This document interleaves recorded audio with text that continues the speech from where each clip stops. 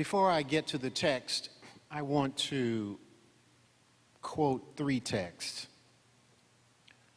The first is from my Pope.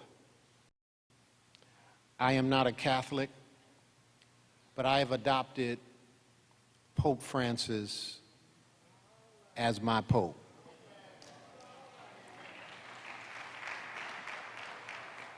I want you to hear this quote from his 50,000-word apostolic exhortation on November 24th, 2013, that you can find on the front page of the Vatican website that I encourage you to read. This is what Pope Francis said in his 50,000-word apostolic exhortation on November 24th, 2013. Some people continue to defend trickle-down theories which assume that economic growth encouraged by a free market will inevitably succeed in bringing about greater justice and inclusiveness in the world. This opinion, which has never been confirmed by the facts, expresses a crude and naive trust in the goodness of those wielding economic power and in the sacralized working of the prevailing economic system. He then says, meanwhile, the excluded are still waiting.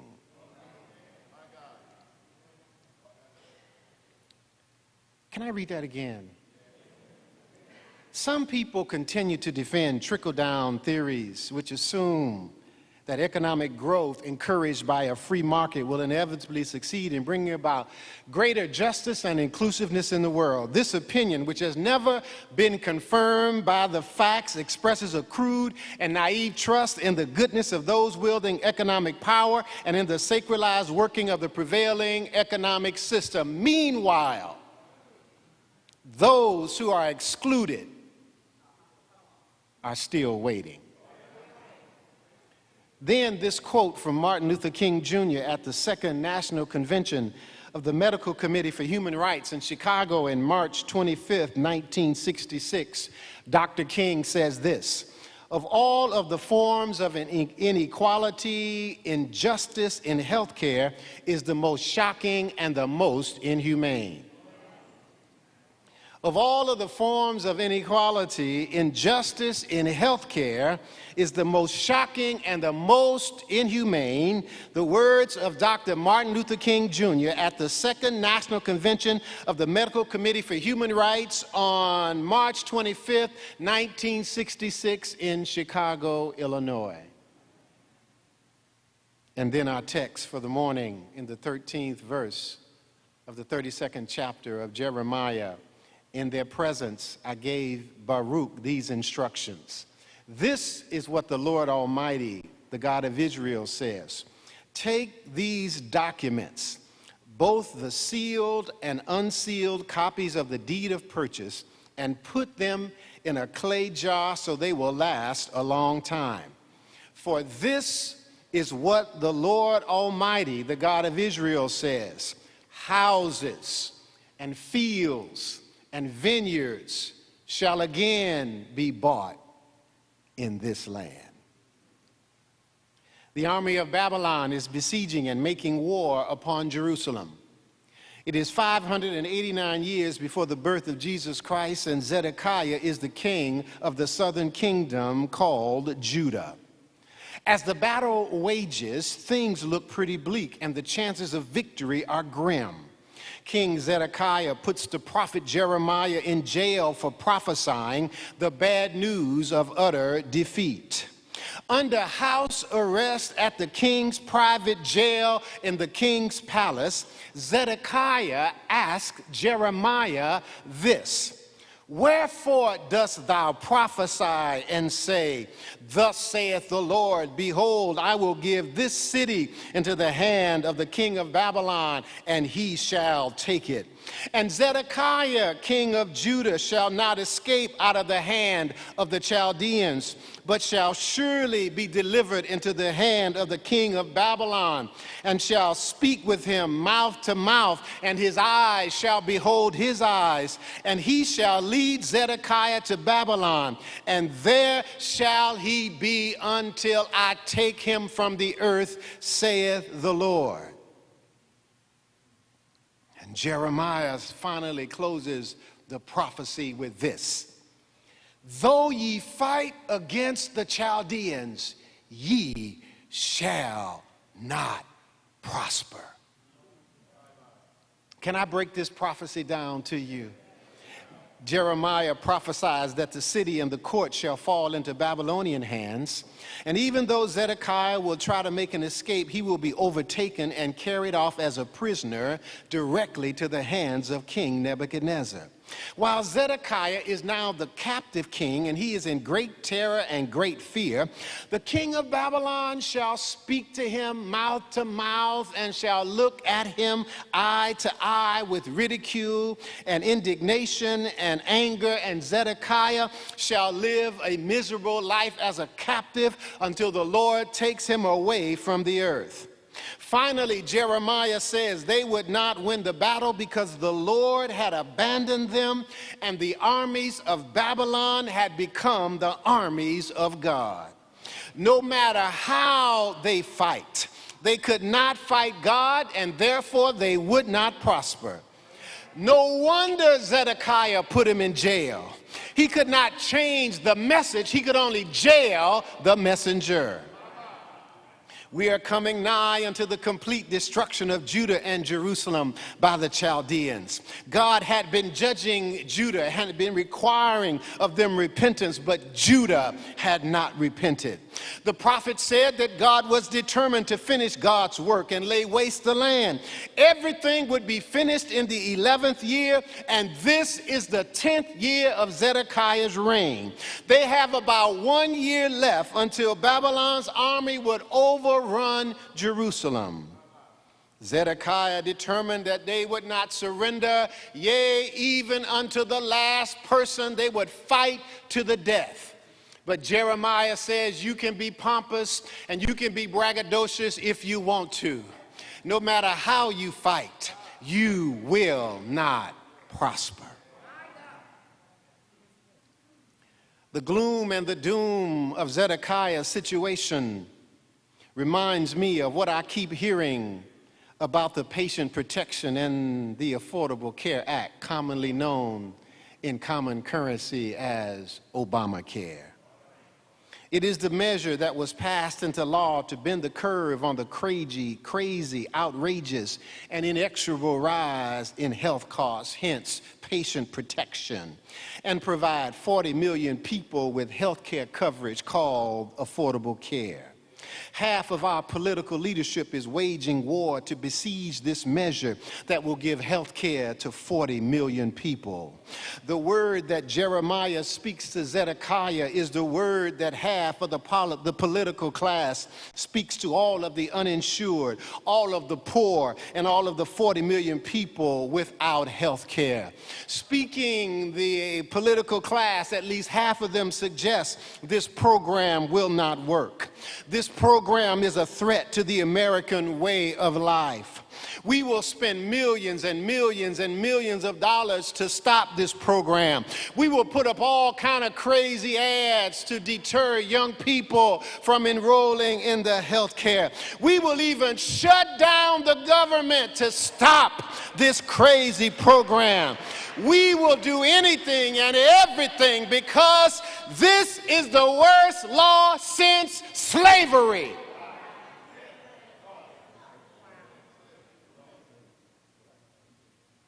This is the mantra.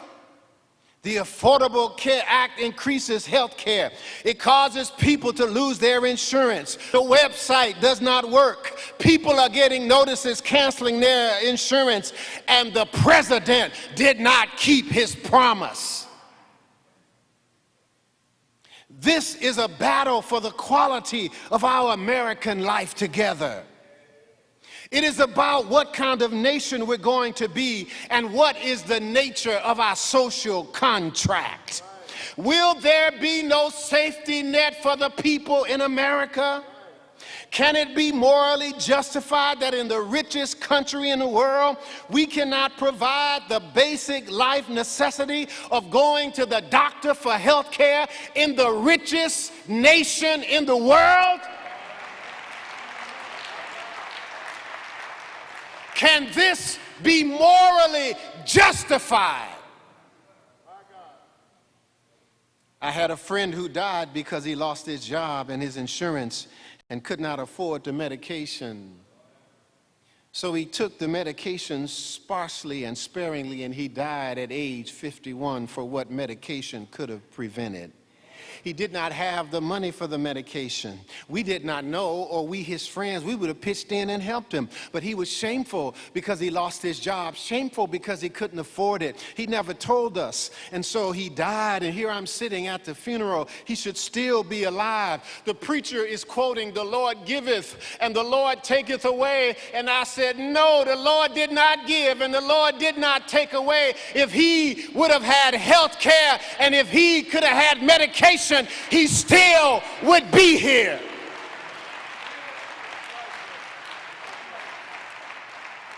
What kind of nation are we going to be, and what is the nature of our social contract? How is it that you can work your whole life and suffer a major illness and face the risk of losing everything? My dad had a major medical situation. Cost almost $400,000, and if not for Medicaid, Medicare, and supplemental insurance, it could have wiped out much of what they had worked their whole lives for. They worked in this nation, paid taxes in this nation, invested in this nation, helped in their small way to build America. They were not takers. I hate this distinction between the job creators and the takers. My parents were not takers.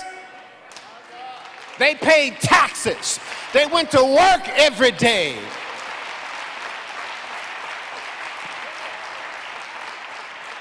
And while I'm at it, I hate this assault against the common people and the working class, against teachers and against firemen, against average working people in this nation. I told somebody, my mama was a teacher. My mama taught school for 38 years. Them few degrees you heard that I got, it was because my mama worked and paid tuition. My mama wasn't a taker. And you know what I said? When you mess with teachers, you messing with my mama.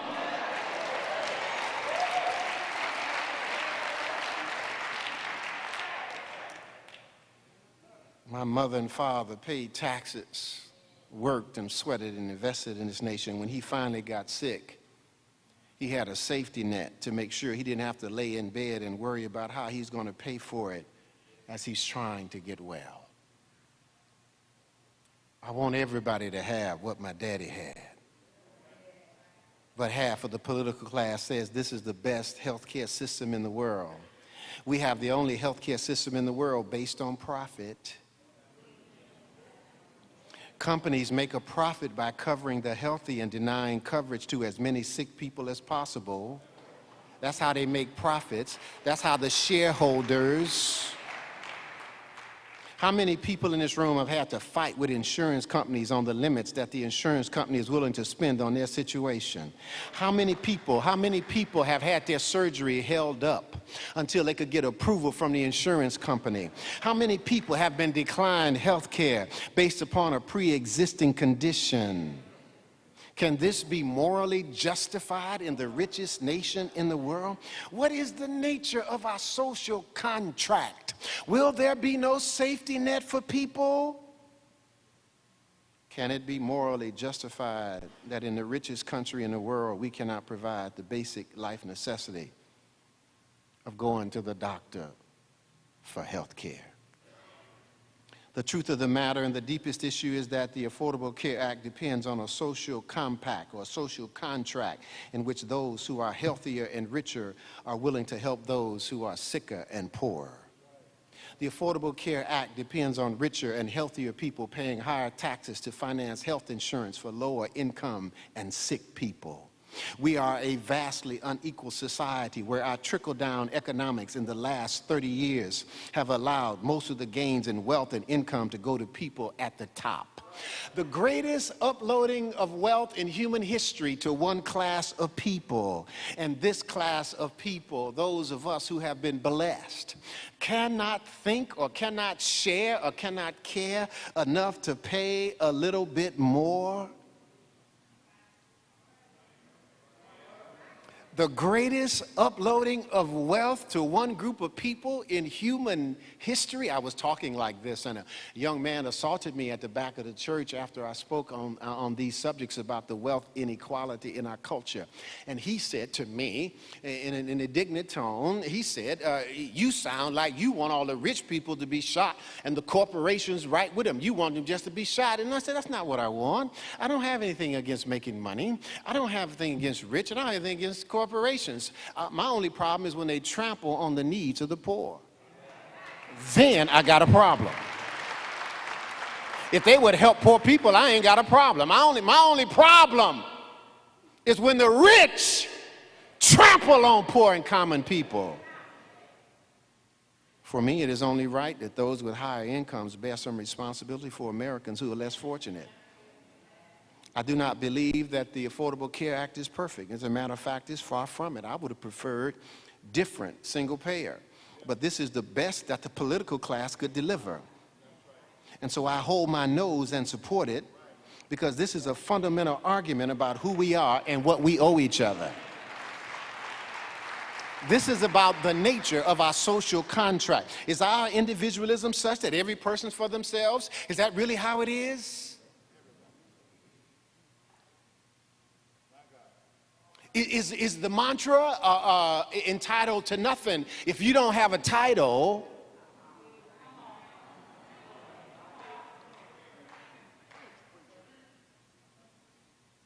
half the political class has labeled it as redistribution of wealth or socialism or communism or Marxism and such. And this is why I love Pope Francis. He's my Pope. When they called him a Marxist, he said, I don't take any ill will at that. I know some good Marxists who are some good people.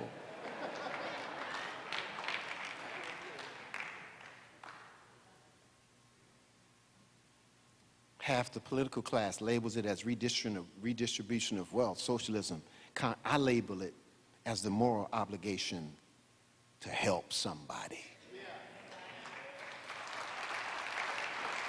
Well, the question is asked, why would I pay more so that others can have? Because as Martin Luther King Jr. said, of all the forms of inequality, injustice in health care is the most shocking and the most inhumane. Why would I pay more so others can have? Because this is how I was raised. If I can help somebody, then my living is not in vain.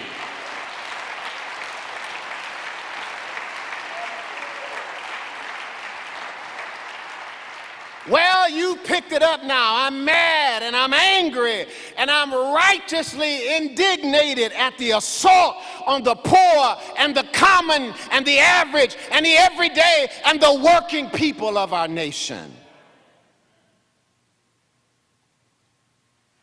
And based upon the massive assault and sabotage arrayed against the Affordable Care Act, based upon the millions and gazillions of dollars that are being spent,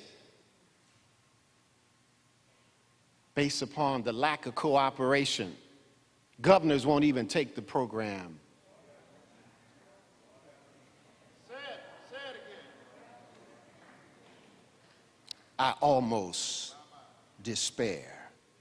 I despaired as I watched the rollout fiasco and could not figure out how it could be so mishandled and botched like this.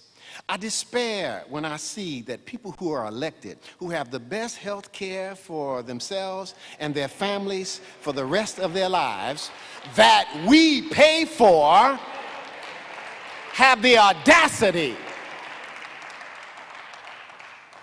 to deny other people health care coverage. I despair when I see rich folks who are independently wealthy and have enough money to cover any eventuality in life. I despair because even though the program is flawed, we can't work together to make it better. Do some of us really believe that people don't want a safety net? I despair that the church is so silent.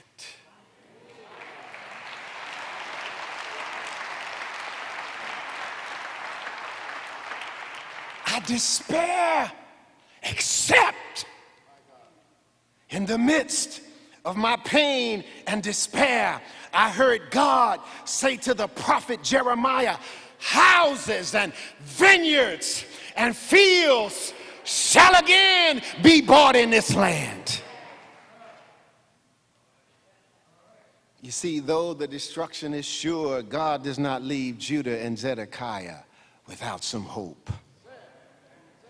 God tells the prophet Jeremiah that his cousin is going to show up and make an offer to him to buy some land in Anathoth. Now, Anathoth is on the edge of town. Anathoth is in the suburbs of Jerusalem. And Anathoth, because the Chaldean armies are already so close, it's already being occupied by Chaldeans. And in a matter of moments, all of the property of Jerusalem will become worthless, because when a conquering king came in, the king would void all contracts, and all property would belong now to the conquering king. When the Babylonians would break down the city walls and come in to thunder and pillage, every ounce of the property would be worthless. They're already in Anathoth. They've already possessed Anathoth. Why would anybody buy land in this kind of a worthless situation? God says, now this is what I want you to do. Your cousin is going to come and offer you some land, and despite the prophecy, buy the land. In those days, if you wanted to sell a piece of property according to Leviticus 25, you had to go to your family first. You had to offer it to your family first. God says to Jeremiah, a family member is going to show up, and I want you to buy them land. Jeremiah had neither wife nor children, had no need to buy land. He had no immediate family, and therefore no responsibility to leave an inheritance. Besides this, he's in prison. He can't even go see the land he's getting ready to buy. How is it that a prisoner can buy land? But God said your cousin is coming to offer you to purchase some land. Buy it.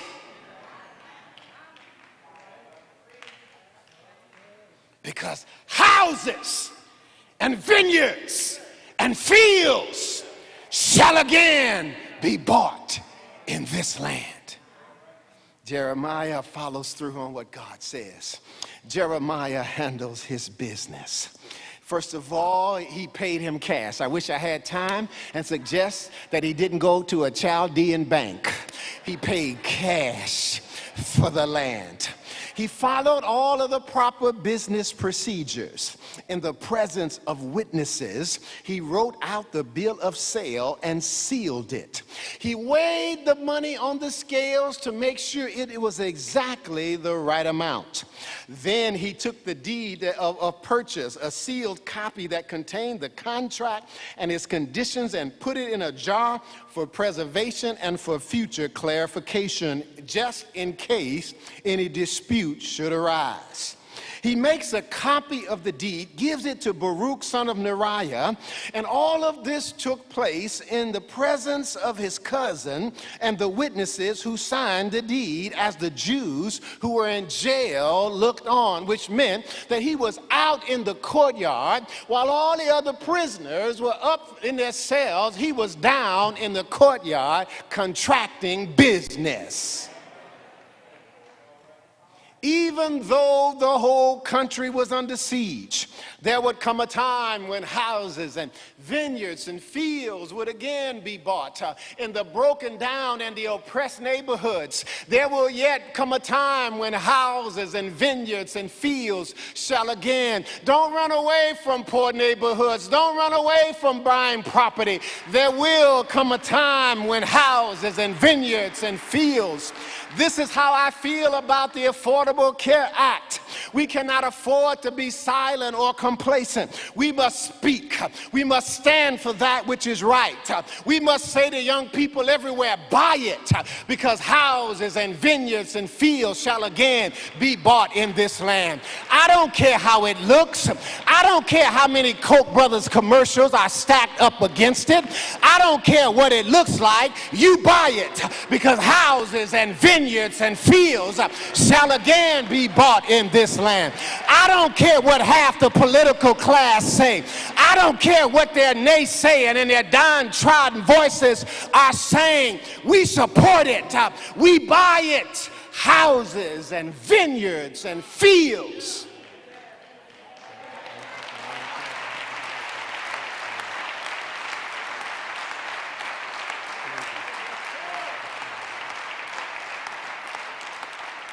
There is hope. There's a God who guarantees that houses and vineyards and fields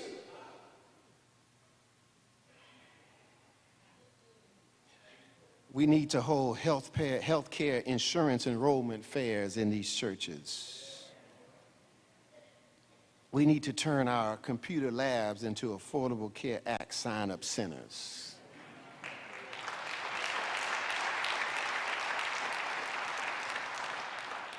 We need to have volunteers to help seniors that may not get through on the computer. Somebody to help them call on the phone. We must mobilize. We must get busy. And for all those who would say to me the church ought not to get into politics, I want to suggest this is a moral issue first and then a political issue. This is not necessarily about politics. It's about people. It's not about Republicans or Democrats. It's about common and everyday people who have the right to go to the doctor and get medication if they need it in the richest country in the world.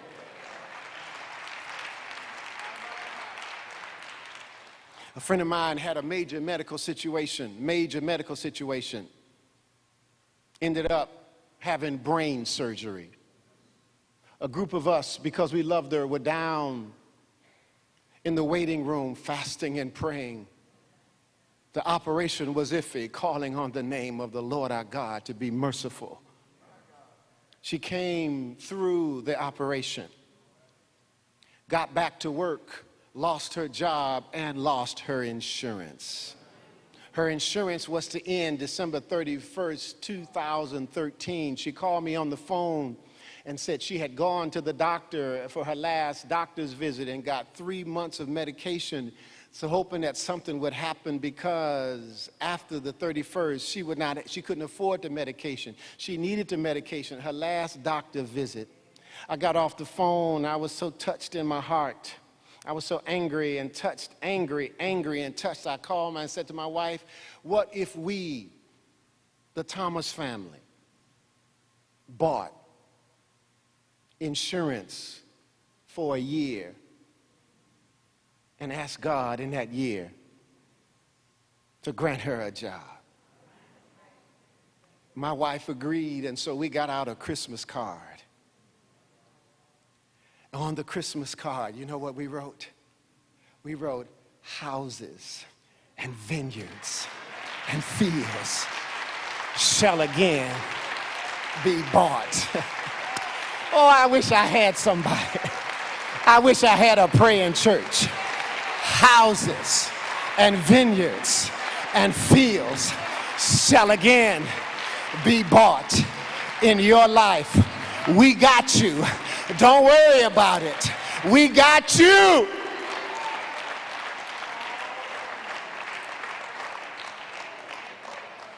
Let me say this and I go to my seat. We ain't got to argue with half the political class. We ain't got to get mean and ugly with them. All we got to do is open up our churches. All we got to do is enroll. All we got to do is help people.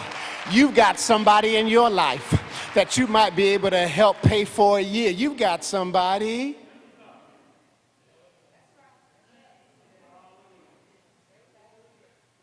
Can I do this? And I'm to my seat.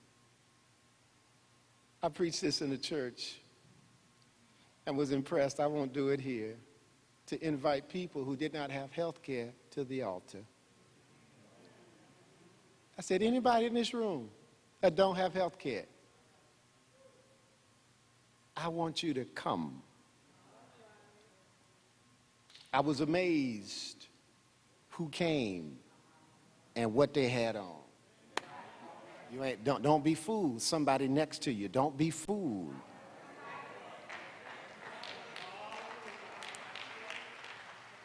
And you know what happened? 10 people came. There were more, but 10 people came. And the pastor walked up behind me and said, now, I want 5 families who are willing for a year to pay for the health care for this person. And people came. It was the most amazing outpouring of the Holy Spirit. Tears flowed that day. 10 people got health care that Sunday morning. Why did those families do that? Why would they do that? Well, I think I'm in the right place. I think y'all know this. If I can help somebody as I pass along, if I can cheer somebody with a word or a song, if I can show somebody how they're traveling wrong, then my living, does anybody in here know anything about that? My living shall not be in vain. If I can do my duty as a Christian ought, if I can bring back beauty in a world upwrought, if I can spread love's message as the Master taught, then my living will not be in vain. Amen.